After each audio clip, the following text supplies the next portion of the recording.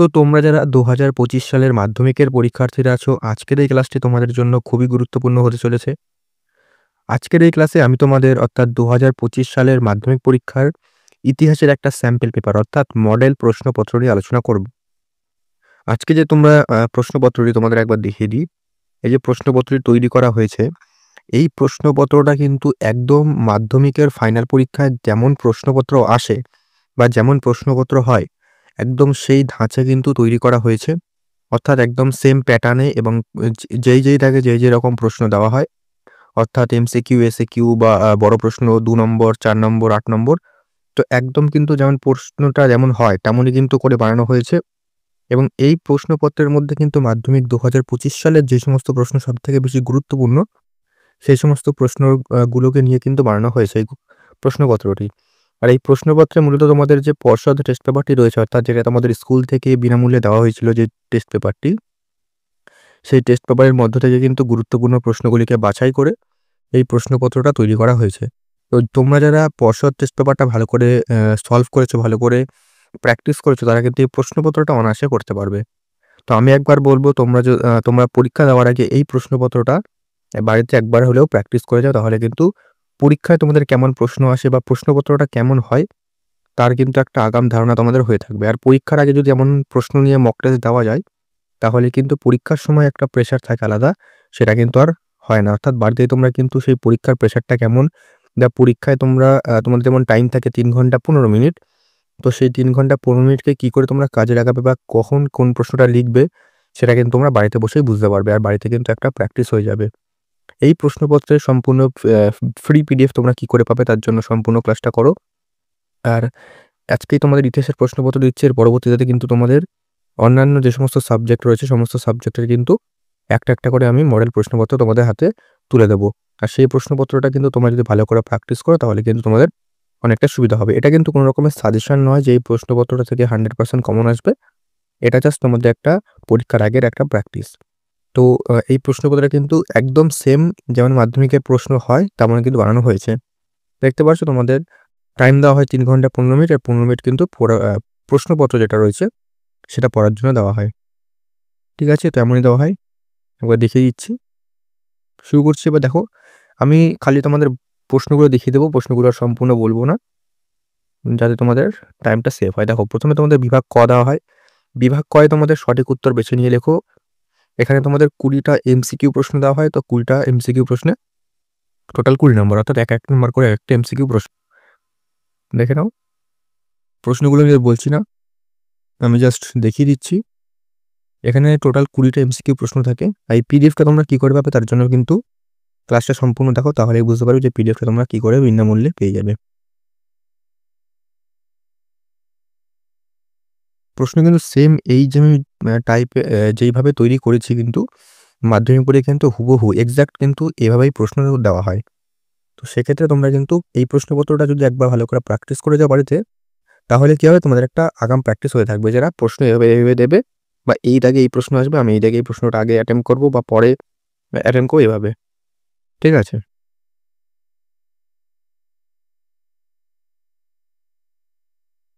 এই যে ২০টা, তোমাদের এভাবে ২০টা প্রথমে এমসিকিউ দেওয়া হয়। এরপর দেওয়া হয় তোমাদের বিভাগ খ। বিভাগ খ দেখতে হবে তোমাদের ২-এর ১ নিচের প্রশ্নগুলির উত্তর দাও। প্রতিটি উপবিভাগ থেকে একটি করে মোট ১৬টি প্রশ্নের উত্তর দিতে হবে। ঠিক আছে? প্রত্যেক উপবিভাগ থেকে তোমাদের উত্তর দিতে হবে। ৪টি করে হবে এখানে, ৪টি করে হবে। এখানে ৪টি করে উত্তর দিতে হবে তোমাদের টোটাল। এই যে প্রথম উপবিভাগ ২-এর ১, এখানে একটি বাক্যে উত্তর দাও। এক কথায় উত্তর দিতে হবে তোমাদের। এখানে ৪টি প্রশ্ন দেওয়া হবে।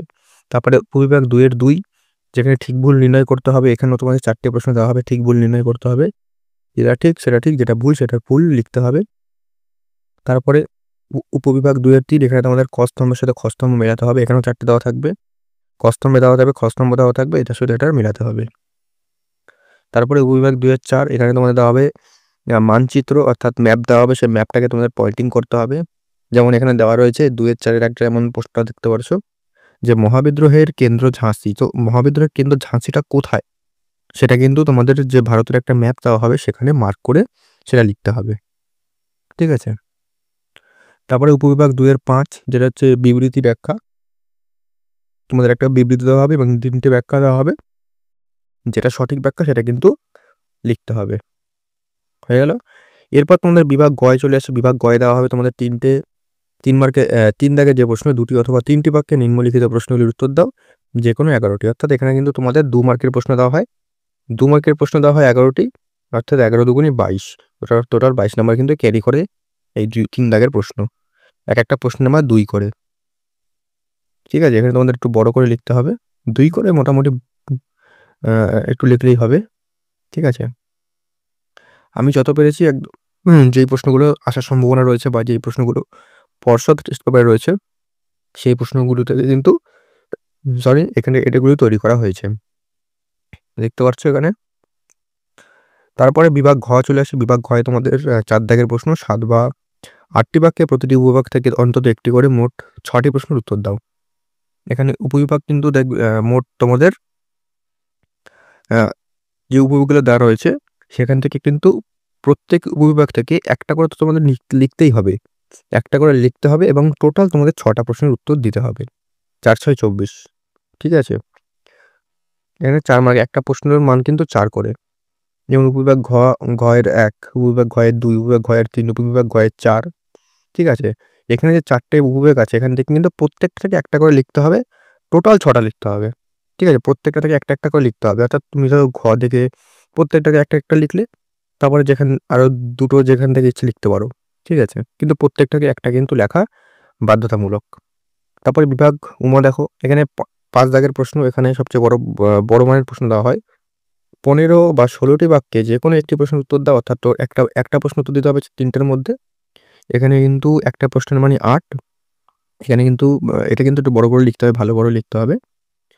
ঠিক আছে? এখানে 3টে প্রশ্ন কিন্তু গুরুত্বপূর্ণ, যেটা আমি দিয়েছি। যেমন পাশের 19 শতকের বাংলার নবজাগরণ বলতে কী বোঝো? এই নবজাগরণের সীমাবদ্ধতা লেখো। এটা কিন্তু খুব গুরুত্বপূর্ণ। তারপরে মহাবিদ্রোহের প্রকৃতি চরিত্র গুরুত্বপূর্ণ। বঙ্গভঙ্গ বিরোধী আন্দোলনে নারী সমাজ কিভাবে অংশগ্রহণ করেছিল, তাদের আন্দোলনের সীমাবদ্ধতা লেখো। অথবা এমন দিতে পারে যে বঙ্গভঙ্গ আন্দোলনে নারীর ভূমিকা লেখো, অবদান লেখো। এভাবেও কিন্তু দিতে পারে। ঠিক আছে? তো এই ছিল সম্পূর্ণ তোমাদের প্রশ্নপত্রটা, মডেল প্রশ্নপত্র বা স্যাম্পল পেপার যাই বলো না কেন। এই প্রশ্নপত্রটা তোমরা কোথা দিয়ে পাবে? প্রশ্নপত্রের জন্য ডেসক্রিপশনে একটা হোয়াটসঅ্যাপ নাম্বার দেওয়া রয়েছে। সেই হোয়াটসঅ্যাপ নাম্বারে মেসেজ করলেই কিন্তু এই প্রশ্নপত্রটা সম্পূর্ণ বিনামূল্যে পেয়ে যাবে। কোনো রকমের টাকা পয়সার কোনো ব্যাপার নেই। আর অন্যান্য সাবজেক্টে কিন্তু মডেল বা স্যাম্পল প্রশ্নপত্র নিয়ে আমি খুবই তাড়াতাড়ি আসবো। আমি বারবার বলছি, এই মডেল প্রশ্নপত্রটা কিন্তু একবার হলেও বাড়িতে প্র্যাকটিস করে যাও। তাহলে কিন্তু প্র্যাকটিসটা থাকলে পরীক্ষায় কিন্তু তোমাদের আর ঘাবড়াবে না বা পরীক্ষায় কিন্তু অনেকটাই ভালো লিখতে পারবে। সেক্ষেত্রে কিন্তু প্র্যাকটিসটা আগে অবশ্যই জরুরি। তো ভালো করে দেখে আসো। আর মাধ্যমিক 2025-এর অন্যান্য সাজেশনগুলো দেখে আসো। তার লিঙ্ক ডেসক্রিপশনে রয়েছে। তো দেখা হচ্ছে পরবর্তী ক্লাসে নতুন কোনো আপডেট ও সাজেশন নিয়ে।